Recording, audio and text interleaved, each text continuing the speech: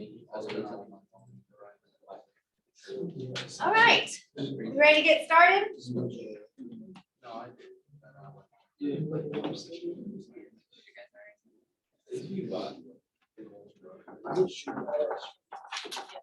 Well, we'll get started.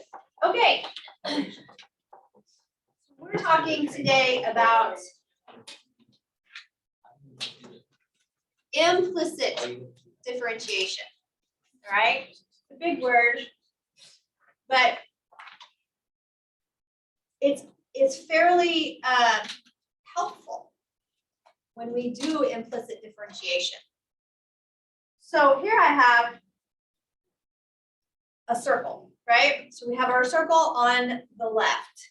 Our circle, the equation for the circle is x squared plus y squared equals 1. And remember that the vertical line test tells us whether or not something is a function, right? Horizontal line test told us if it's a one-to-one function, but the vertical line test is telling me whether or not something is a function. And you can see that the vertical line test fails here on our circle. And so in its implicit form, x squared plus y squared equals 1, we can't do a whole lot with it, or we usually have to separate it out, and we can take the derivative then by taking the derivative explicitly of the function. How many of y'all have ever graphed a circle on your graphing calculator without changing it to parametric, right? Because I think you can do it in parametric. But if you just graphed a circle on your graphing calculator, typically you had to split it up into the to the top half and the bottom half, right? Because it couldn't handle the whole thing because it's not a function. The y equals is for functions, okay? And so we can see that when we explicitly take the equation and solve the equation for the circle for the value of y, we would have y is equal to plus or minus the square root of 1 minus x squared. That's an explicit function, and implicit is the one where it's not defined like that, okay? And sometimes it's kind of difficult to take the derivative, right? We know already that here we have examples of the derivative in those two cases. If I wanted to take the derivative explicitly of that circle, it would be the chain rule, wouldn't it? Because we have the square root portion of it, plus we have what's happening inside. We have an outside and an inside. All right, here's another example of a function or something that's not in a function, right? X squared minus 2y cubed plus 4y is equal to 2. That's not exactly an easy thing to be able to solve for y and be able to then take the derivative for. So what we have instead is implicit differentiation. And the goal of this section is for us to be able to find a single expression for the derivative directly from the equation without ever solving for y. So take it as it already is and then take the derivative of it, right? That's the goal. Before we get into the implicit differentiation part, we want to kind of work with what we're talking about as far as differentiating with respect to x. So I have a couple of examples up here. And remember, you've heard me say this, and you probably just don't pay attention to it very much. But when I have this notation, d over dx, this is the derivative with respect to the derivative of x, right? D over dx is the derivative with respect to the derivative of x, all right? And when we are referring to it in that way, what we're kind of saying is I'm taking the derivative with respect to x. And so with respect to x says this x here and the variable I'm taking the derivative with respect to, if they're the same, we proceed like we've been doing before. All right, what's the derivative here? What do we do? 3x squared. Yep, 3x squared. That's the derivative with respect to x. But we have a problem in this next example. I want to take the derivative with respect to x of the function y cubed. All right? So when we do that, what we're going to do is we're going to use the chain rule on y, all right?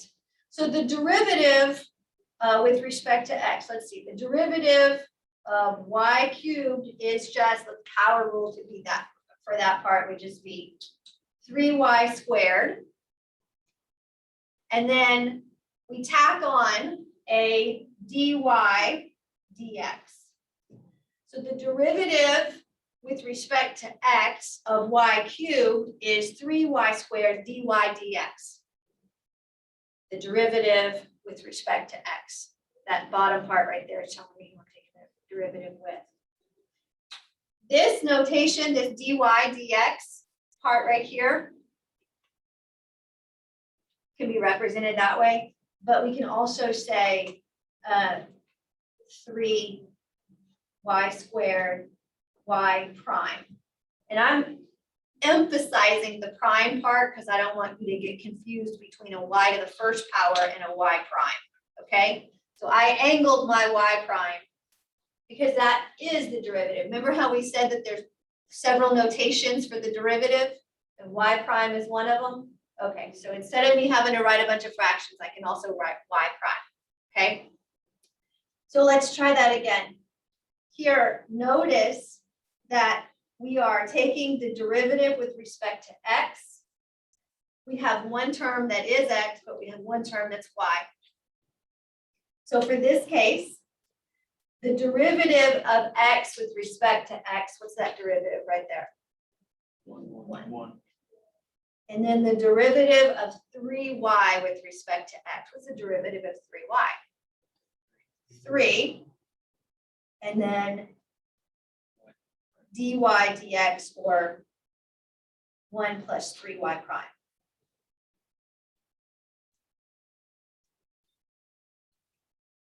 So when we take the derivative with respect to x, we take the derivative of y like we would normally, and then you tack on y prime. That's all it is. Looks really more involved, but that's not, okay? Let's try that one more time. Here we have d dx of x times y squared. X times y squared. Now remember, this is the product rule, right? Okay, so we have the, and I'm not going to write out all of them, right? Remember that when we take the product rule, that that's the same thing as f times g prime plus f prime g, right? The first times the derivative of the second is the derivative of the first times the second. It's a mouthful, but that's what we're doing, right? So the derivative, or the first x times the derivative of y squared. What's the derivative of y squared? 2y. Tack on the extra part of it. 2y. I'm going to cheat and go y prime. We good with that? Yeah. Okay, so the derivative of 2y squared, or excuse me, the derivative of y squared is 2y y prime. So it's the first times the derivative of the second, plus the derivative of the first term, which is just what? 1 times the second. And then there's nothing really to do here except rewrite this maybe as 2x y prime plus y squared. And none of these y's are the same.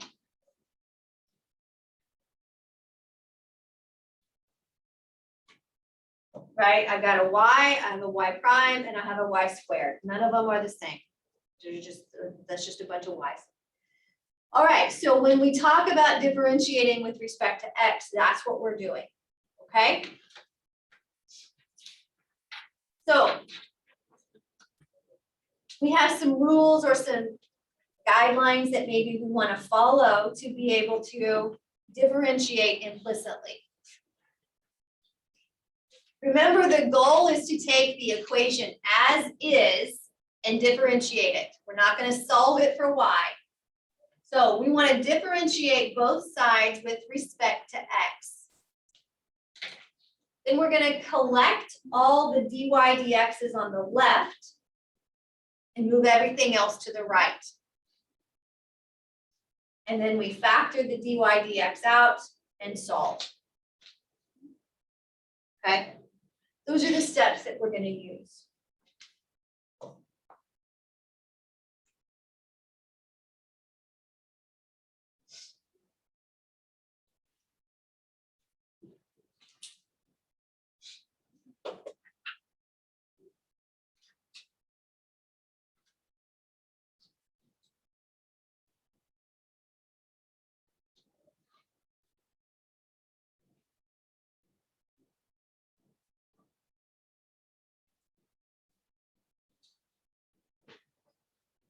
Okay, you got those written down? Almost.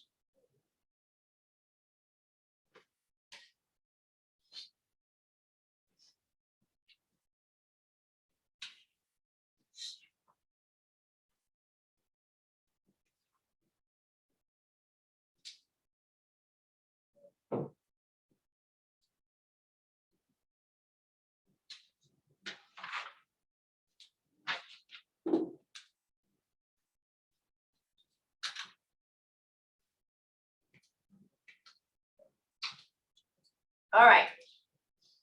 So the first one that we're going to find the derivative of is listed for you here. Y cubed plus y squared minus 5y minus x squared is equal to -4. That's a picture of what it looks like. It's kind of cool looking shape there. And we want to find the derivative with respect to x of this equation. So the first thing that we want to do is we're going to take the derivative with respect to x of both sides. So the derivative of y cubed is 3y squared, and I'll write dy dx, just to be consistent with our guidelines above, plus 2y dy dx minus 5 dy dx minus 2x is equal to, what's the derivative of -4? 0, okay? So I took the derivative with respect to all of those terms in there. Now I'm going to keep all the dy dx terms on the left, and I'm going to add the other terms to the right. So I would have 3y squared dy dx plus 2y dy dx minus 5 dy dx is equal to 2x. I have 3 terms on the left, and I have a dy dx in every single term, right? So I'm going to factor that out. That leaves me with 3y squared plus 2y minus 5 is equal to 2x. And then I'm going to isolate, or I'm going to divide off what's in parentheses right there. So dy dx would be equal to 2x divided by 3y squared plus 2y minus 5. And that's the derivative. Kind of straightforward, fairly easy, right? Okay, that's the process that we're going to use. Any questions on that? What did you do with the -4? The derivative of -4 is 0. Yeah, sure. Any other questions on that? Okay. All right. We don't have to factor the bottom or anything like that. It's not make it simpler. No, I don't think there's anything I can do down there that would make it simpler. All right, let's look at this one.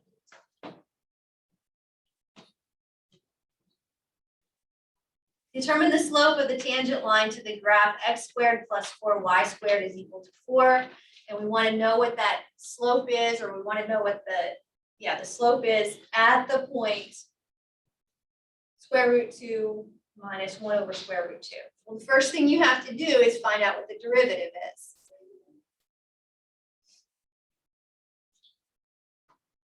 So our function, x squared plus 4y squared equals 4.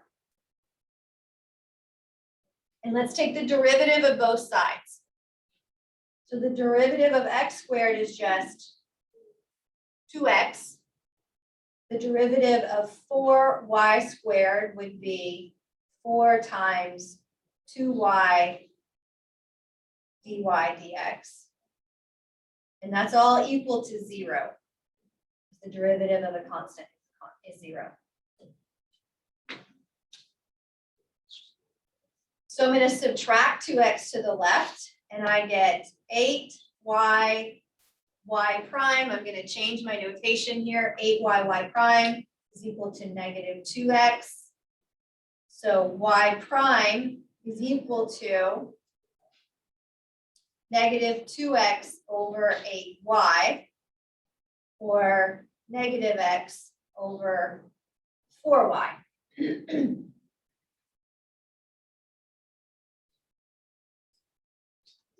Okay? Good so far? All right, so this is the slope, the formula for the slope of the tangent line, isn't it? Okay? So my slope of the tangent line can be found by taking negative x times 4 divided by 4 times y. Well, at the point, I know what x and y are. So I'm just going to substitute in negative square root of 2 in the numerator times 4 over divided by 4 times negative 1 square root of 2. If I divide by that, that's the same thing as multiplying by the reciprocal. So I would have negative square root of 2 over 4 times 2 over 1. Square root of 2 times the square root of 2 is 2, right? 2 divided by 4 is 1/2. So the slope of the tangent line at the point given in the problem is just positive 1/2. Yeah? So far, so good? So the negative 1 over square root of 2, that's, even though the 4 is there, we're still allowed to pull that out. Yeah, it's just multiplication. So multiplication and division are pretty much the same level, right? So it's just not impeded by the 4 being. Because multiplication and division are on the same order. In other words, it doesn't matter, right? Oh, okay. In order of operations. Yeah. Some does. Okay, we got that answer right there? That was pretty easy, wasn't it? Yeah? Okay, let's make it harder. All right, so what I want you all to do, what do we call what we just did? What are we learning today? This is called what? Implicit differentiation. This is called implicit differentiation.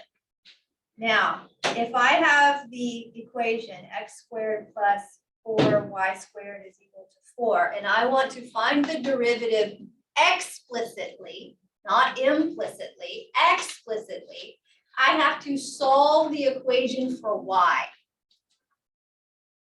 If I solve this equation for y, I get 4y squared is equal to 4 minus x squared. Divide everything in there by 4. I get y squared is equal to 4 minus x squared over 4.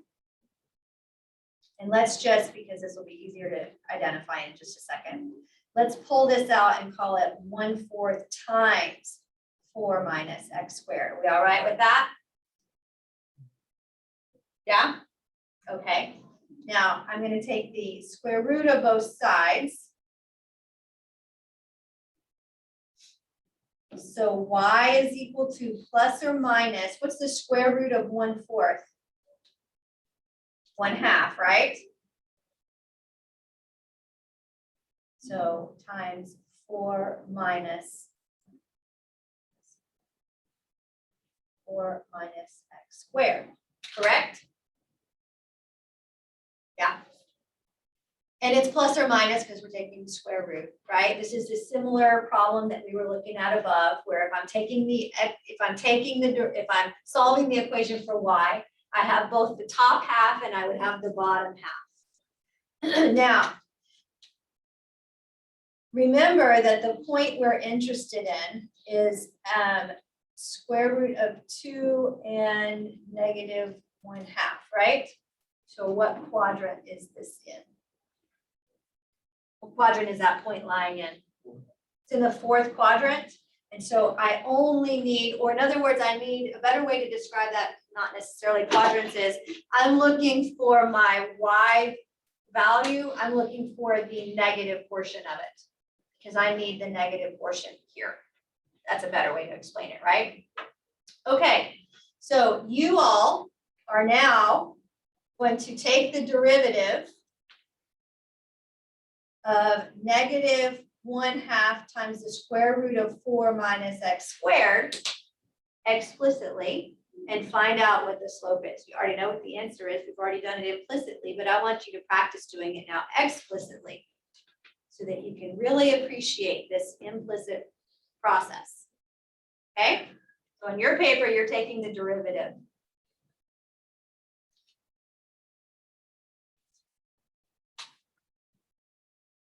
So you're writing that on your paper. Is it plus or minus? It disappears. Disappears. Yeah, that's how come I was pointing that part out. Right? You'll see me.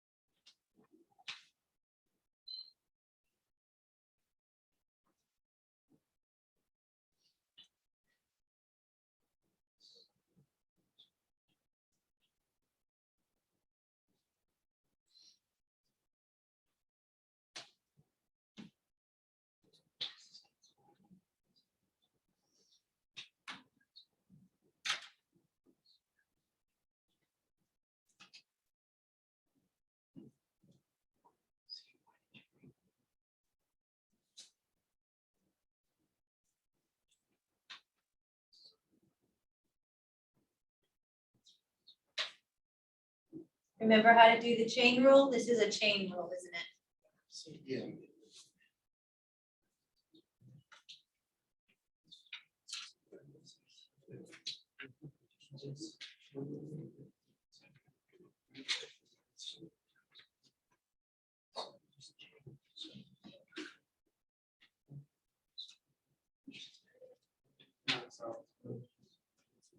Did you get an answer? Did you get the same answer did you get the same slope as you did before?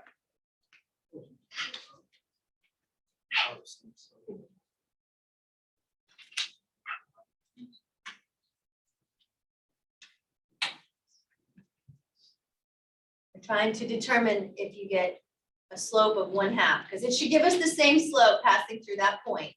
It's just two different methods of the derivative. Get the same one?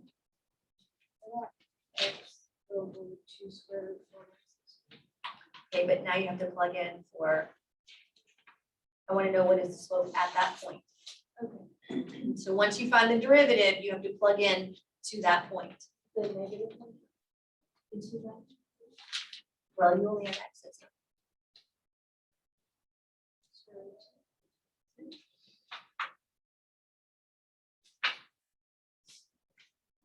Do you get the same thing?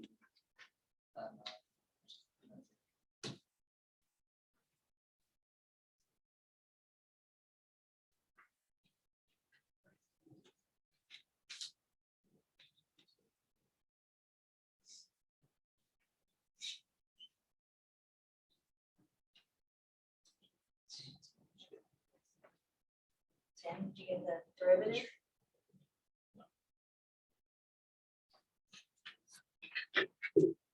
Let me see where you're at.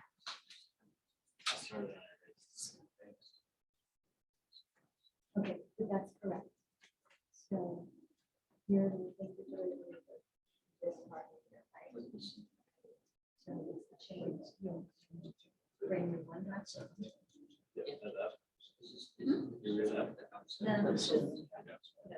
it's just outside. It's a constant, right? And then I would put a bracket. Now, it's the derivative of the outside. So then Isn't, that's what I was. This is not the same 1/2. Yeah, yeah, 1/2. the river outside, Yep. but it's. Variable. It's the derivative of the outside, right? Who cares what's in here? It's just the derivative of the Okay. outside. Oh, yeah. Exactly. Yeah. So put your parentheses. Yeah. That's the end. This is. Minus, so 1/2 minus. So your exponent now, so your 1/2 came down, but you still have 1/2 minus 1, which will be. So now this needs to be raised to the negative. Which is also. the slope.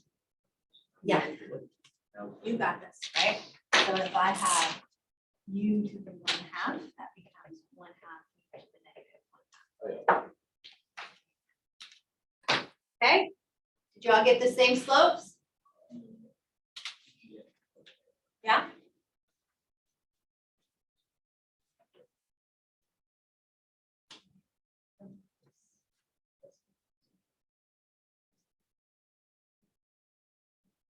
No, you don't have the variable substitute.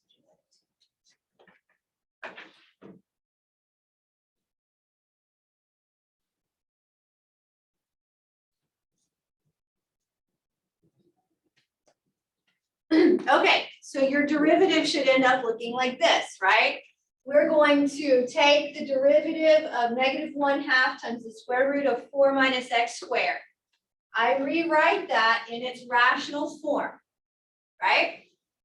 Okay, so the 1/2 is that constant, just pull it out to the front. I usually pull it out here.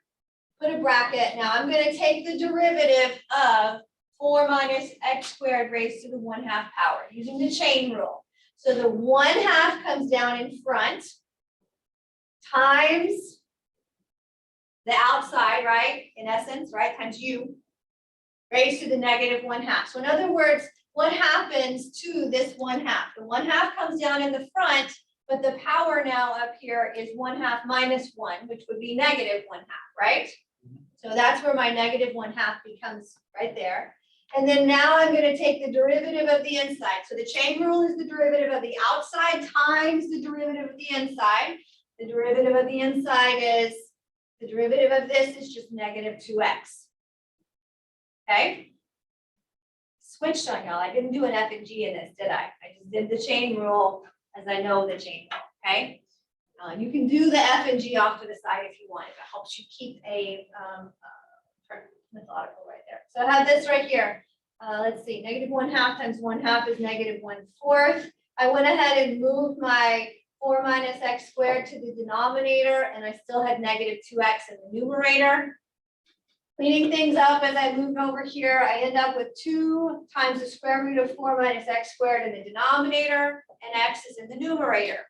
So when we took the derivative explicitly, we said that y prime, or the derivative of y with respect to the derivative of x in this particular case, right? The only thing I was left with in the derivative were x terms, x variables. And so I only need to plug in the x coordinate from this point, and I do that and I find that it's still 1/2. Implicit versus explicit differentiation. Implicit was much easier, isn't it? A little bit more concise when you have a bunch of terms here to go through, okay? And just kind of notice the difference between when I did it explicitly, I only had to plug in the x coordinate to find the slope, right? When I did it implicitly, I had to plug in, because I had both x's and y's, I plugged in both the x and y coordinate to find the slope, okay? All right. So I'll come back to that. Let's try this one right here. Find the derivative of y squared is equal to x squared plus sine xy, and that's what that looks like.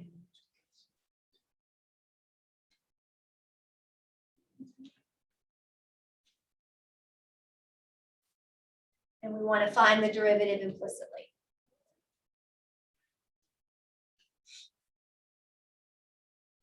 So I have y squared is equal to x squared plus sine of xy.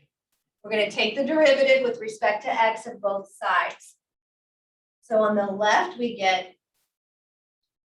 2y dy dx. And on the right, I get 2x plus. Notice I have the sine of xy. This is the chain rule because I have the sine of, that's the outside. And it's also the product rule because my argument has multiplication in it. So it's the chain rule and it's the product rule, okay? All right, so the outside function sine changes to be the cosine of xy because the derivative of sine is cosine. Now we're going to take the derivative of the inside. So remember, it's the first term, x, times the derivative of the second term, right? The first term, x, times the derivative of the second term, which is just 1 times dy dx, right? Or, yeah, only dy dx. First times the derivative of the second plus the derivative of the first, which is just 1. The derivative of x is just 1 times y.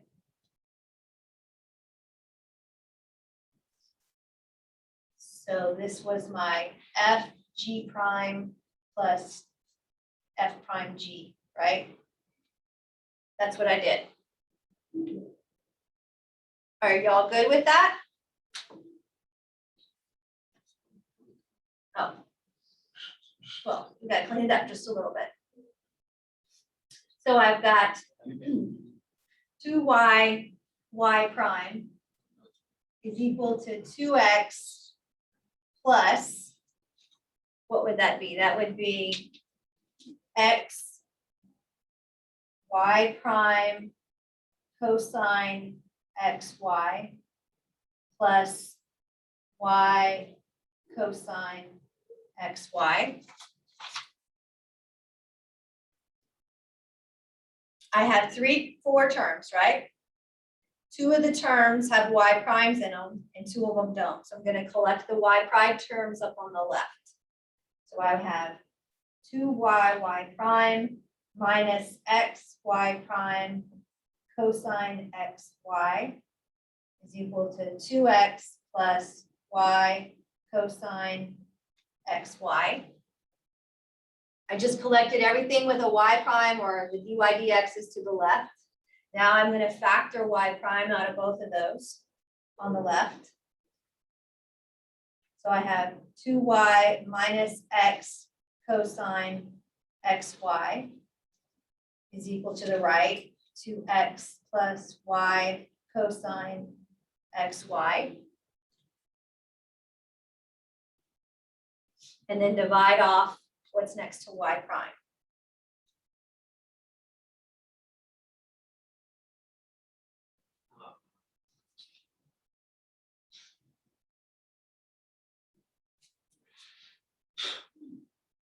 So I end up with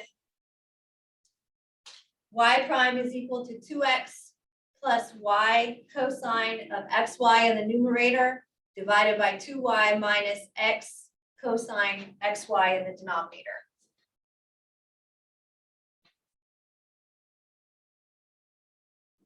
Questions on that?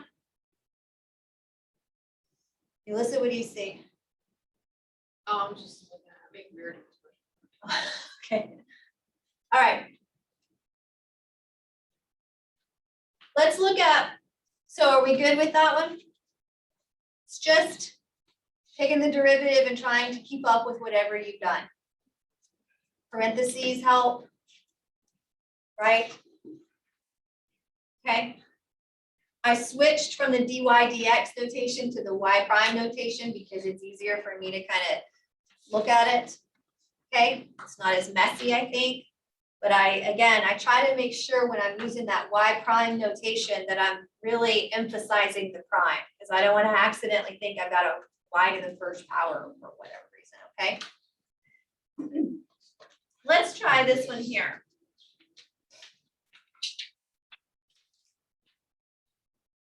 So here I have 2x cubed minus 3y squared is equal to 8, but I want to find the second derivative. So not the first, but the second. Is there a reason why it's d squared y and on the bottom it's x squared? That's the way you denote that it's the second derivative. I don't know. I never Well- thought of that. I know exactly what you're talking about, but that is the way it I was looks. just wondering why it was on the x and not the bottom. Or is that with respect to x squared? I don't know. I don't usually like to write this because I don't like to see fractions. I usually like the prime, but no, that's the way it looks. And I want to say Leibniz is the person who came up with this fractional notation, but I don't remember. So we're going to first find, the very first thing we want to do is we want to find y prime. So we have 2x cubed minus 3y squared is equal to 8. We're finding it implicitly. So the derivative of 2x cubed is going to be 2 times 3x squared minus 3 times 2y y prime is equal to 0. So I have 6x squared minus 6y y prime is equal to 0. And I'm going to subtract 6x squared. So I would have negative 6y y prime is equal to negative 6x squared. Divide both sides by negative 6y and I get y prime is equal to negative 6x squared over negative 6y, or just x squared over y. That's y prime.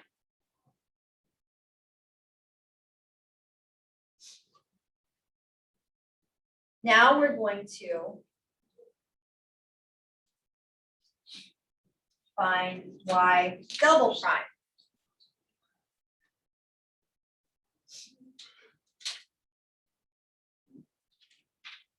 So y prime is equal to x squared y to the negative 1 because I prefer to use the product rule than the quotient rule.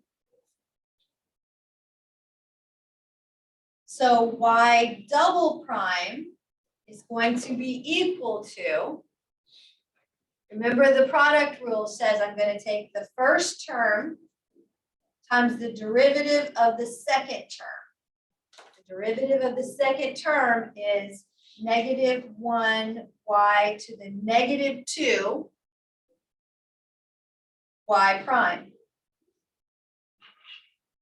Right? The derivative of y with respect to x is y prime.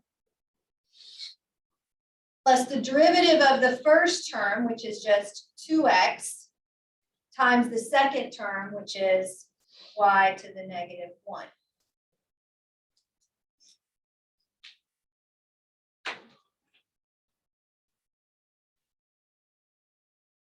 So we have here negative x squared and we'll put the y squared down in the bottom times y prime plus 2x over y. Bless you. So far, so good. All I did was kind of clean up. I didn't really do anything. Now, the only thing you have to watch out for here is y prime is x squared over y, isn't it? We've already said what y prime was. So now we have to kind of put it back in. So this would be negative x squared y squared times x squared over y plus the 2x over y I had.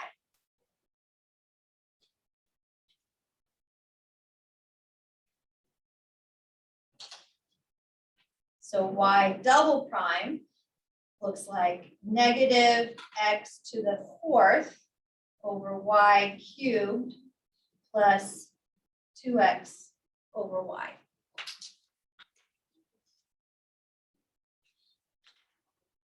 So this was really step 3 where we're substituting y prime back in.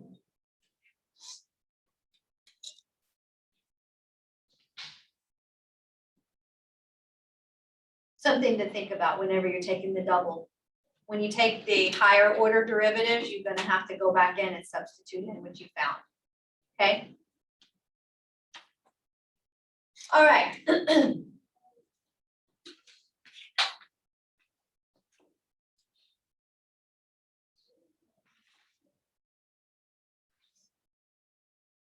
So the application that we're going to look at here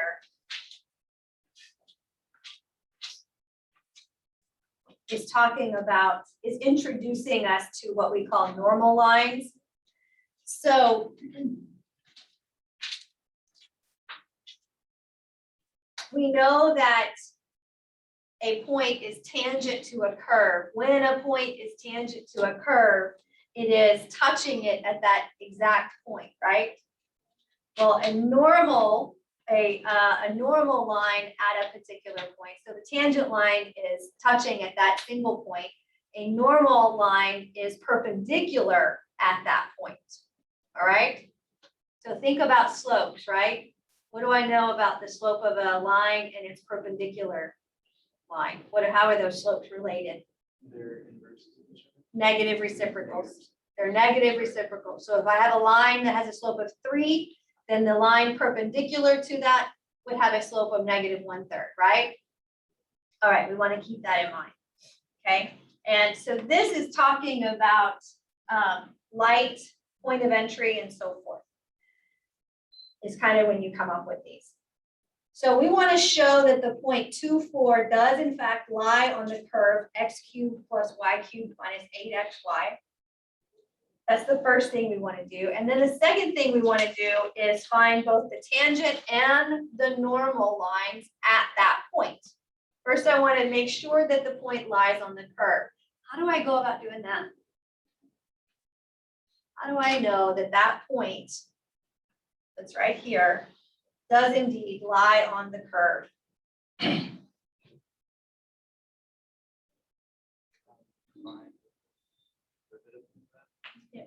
it's much easier than that. How do I verify that that point is on the curve? You just plug it in, right? Plug it in and make sure that the X and the Y causes the left-hand side to equal the right. And if it does, then it's a solution, it is a point on the function, right? That is so easy, we think it's hard, don't we? So if I have the point 2, 4, then I'm going to plug it in 2 cubed plus 4 cubed minus 8 times 2 times 4. And I want to know, does that equal 0?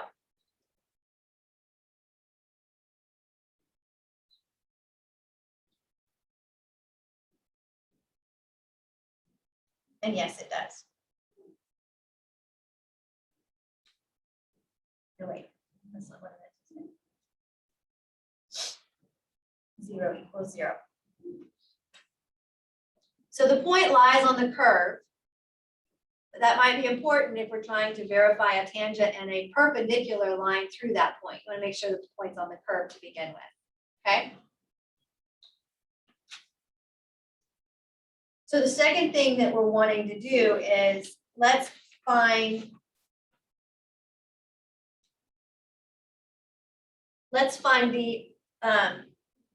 differentiate. So we're going to differentiate implicitly.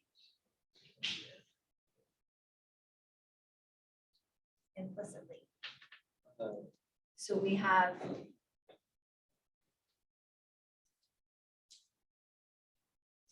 the left-hand side would be 3x squared plus 3y squared y prime minus 8 times.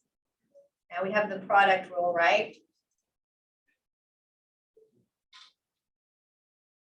So we have x, which is the first, times the derivative of y, which would just be 1 y prime, right? If the derivative of y is 1 y prime. First one, It doesn't match. it's not 72. It's 64. It's probably supposed to be, but for 8. whatever reason. You get 8 when you plug in the numbers. Yeah, We do 2 times 4. that's 8 and 8 8 is 8. is 4. So are my numbers not right up there?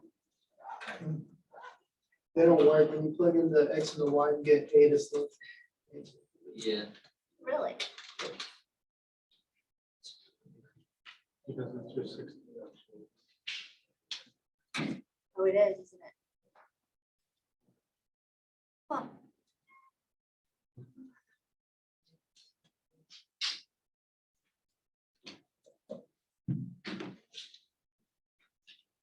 I don't know. Let me just make sure I have the right equation written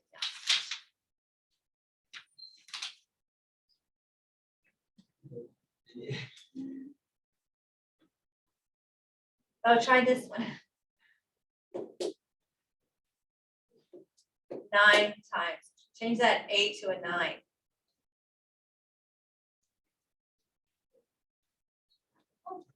Yeah. So Okay, good. Yeah, that one. That will make a difference.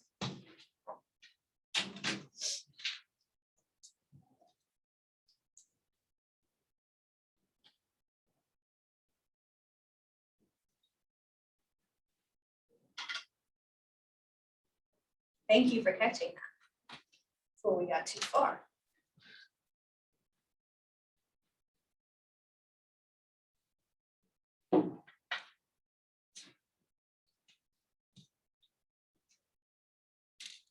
All right. So make sure that your equation is written down as x cubed plus y cubed minus 9xy.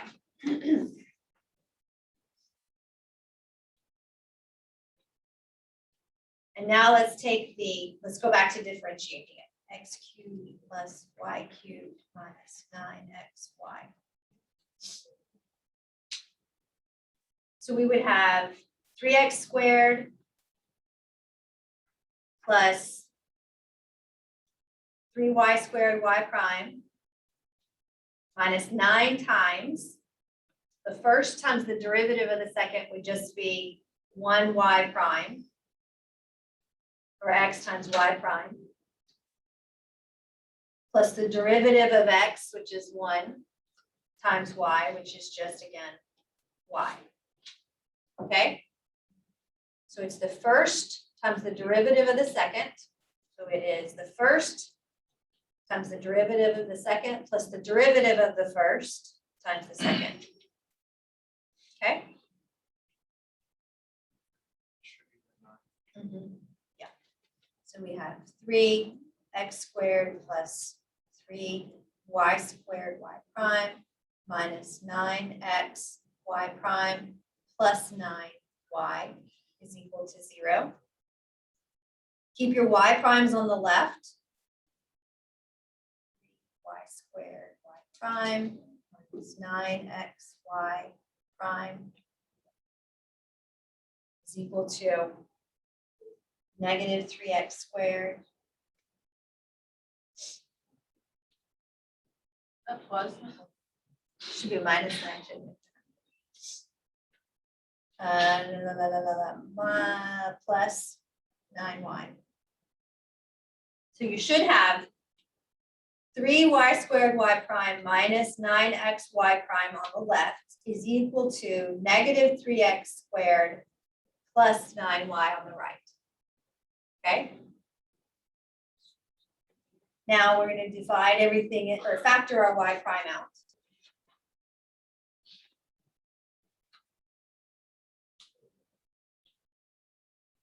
Y prime times 3y squared minus 9x is equal to the left.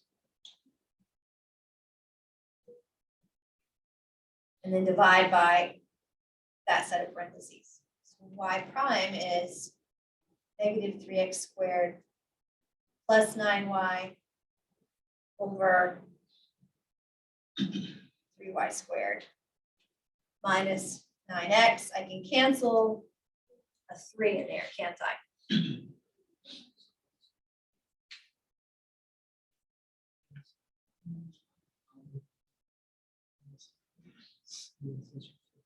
Somewhere. Or if I factored a 3 out, it would be easier to see that, but it becomes negative x squared plus 3y all over y squared minus 3x. If I divided every term in there by a 3.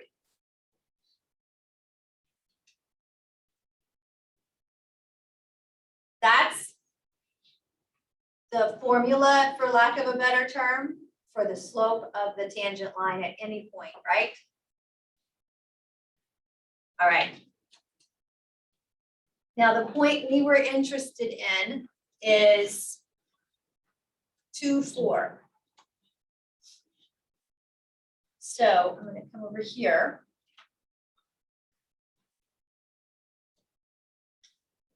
So the slope of the tangent line that passes through 2, 4 would be negative x squared plus 3y all over y squared minus 3x. Or plugging in the x's and the y's, we would have negative times 2 squared plus 3 times 4. 4 squared minus 3 times 3.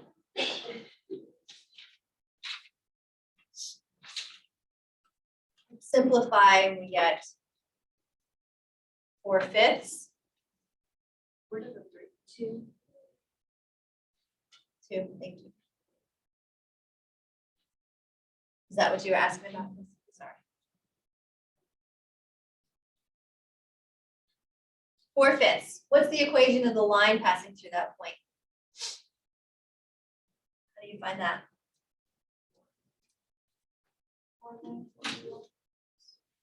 Okay, so y minus 4 is equal to 4/5 times x minus 2.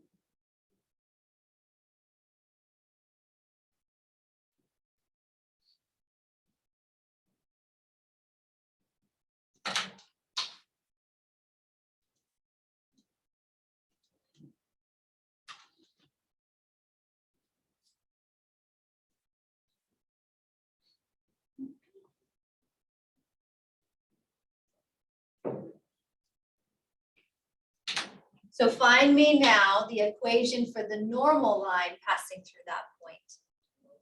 Remember, a normal line would be perpendicular at that spot.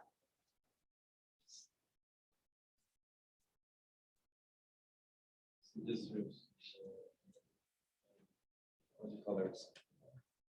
Negative reciprocal Negative reciprocal of the tangent. yeah. So would that be like -5/4x plus or -5/12? Do you do the second part of it, or is it just the first? So once I find the slope, then I'm just gonna plug it into the same point slope formula to find the equation now representing that normal line. Is that what you're asking me? I already have the slope. I don't have to do anything fancy, do I? I took the tangent line and took the negative reciprocal of it.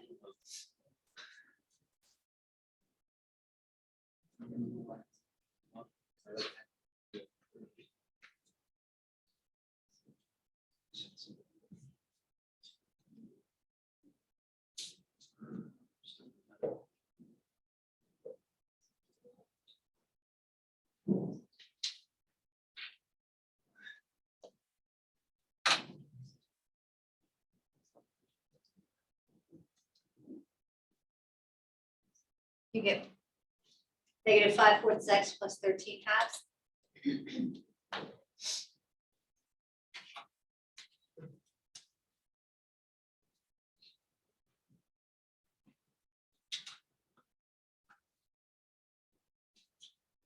Okay? That's basically the same thing we've been doing, right? Finding the slope at a particular point. Now we just kind of introduced the fact that if you're talking about a normal line, the normal line is perpendicular to the tangent line. So then just added just a little bit extra to it, but to take the derivative implicitly was kind of straightforward still, right? Okay. So we want to kind of come back and revisit now these last two problems using logarithmic differentiation.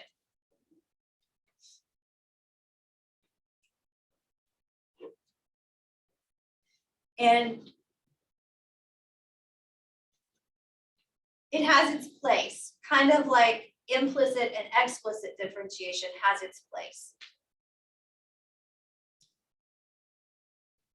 If you've got some sort of function with a bunch of factors, it might be useful to use logarithmic differentiation.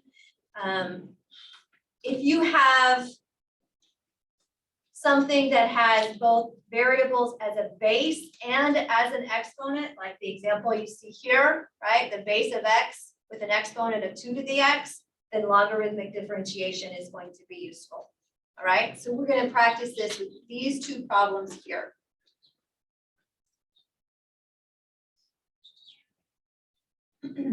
And really all we're doing in it is taking the function on this left-hand side. What we're going to do is we're going to take the natural log of both sides.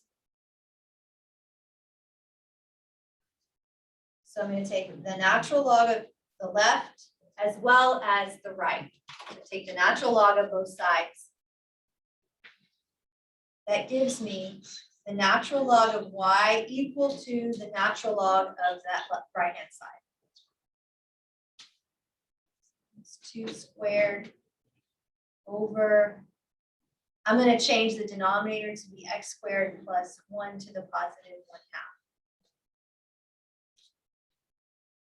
1/2. Before I take the derivative, I'm going to clean this up a little bit using our rules for properties for logs on the right-hand side. So I have the natural log of y equals 2 times the natural log of x minus 2 minus 1/2 times the natural log of x squared plus 1.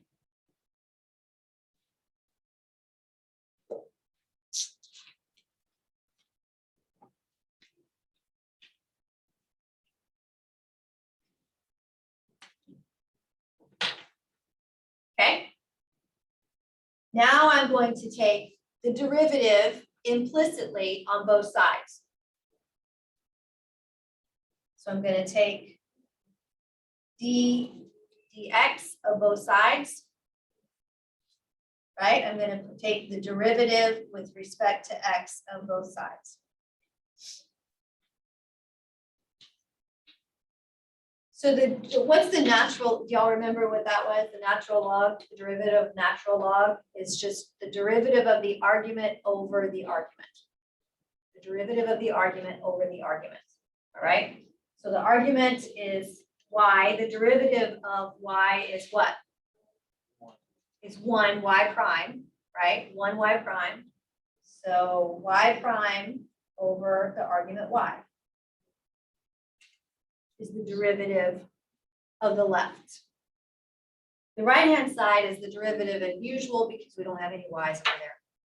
So this is going to be 2 times the derivative of the argument. The derivative of x minus 2 is just 1, right? Over the argument itself, x minus 2. Minus, I'm going to put my 1/2 over there, but I'm sticking the 2 in the denominator already. What's the derivative of the argument? 2x over x squared plus 1. Okay. So these 2's are going to cancel. I've got y prime is equal to 2 over x minus 2 minus x over x squared plus 1. But I'm going to multiply both sides by y. So I get a y on the right.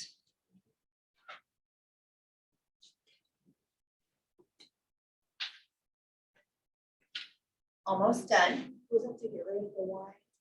Because it was in the denominator over here. Because I'm trying to get y prime all by itself. So I'm going to multiply both sides by y. So I still have the 2 times x minus 2 minus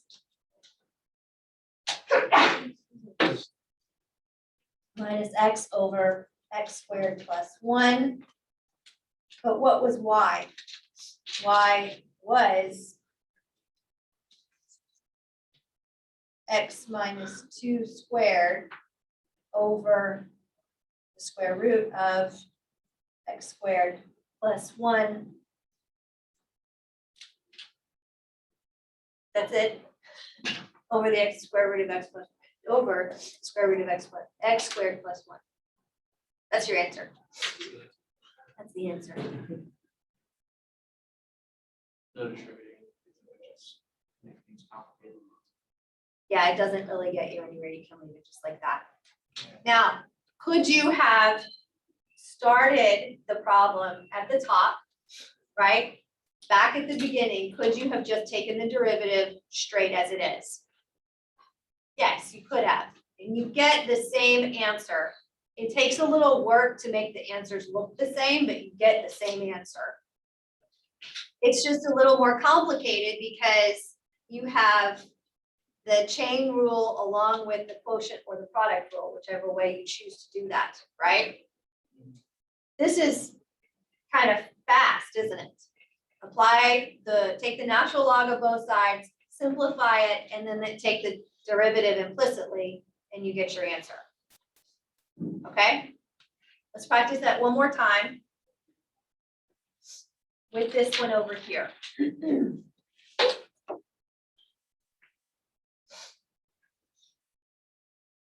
Y is equal to x to the 2x.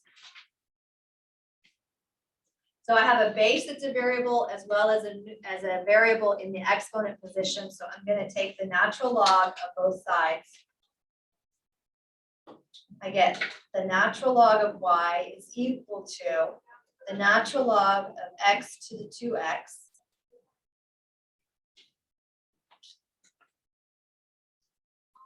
So the natural log of y is equal to 2x times the natural log of x. Now take the derivative with respect to x of both sides.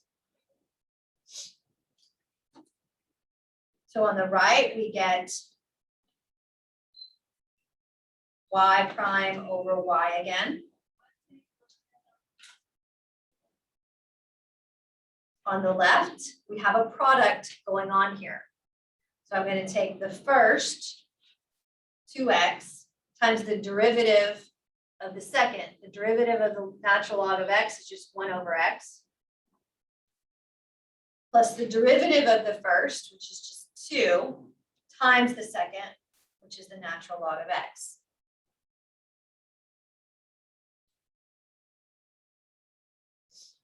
So the right-hand side, those x's cancel in that first term, just leaves me with 2 plus 2 natural log x. But I'm going to multiply both sides by y. So I'm multiplying the right-hand side by y. So y prime is just going to be x, 2x, because that's what y is, times 2 plus 2 ln x.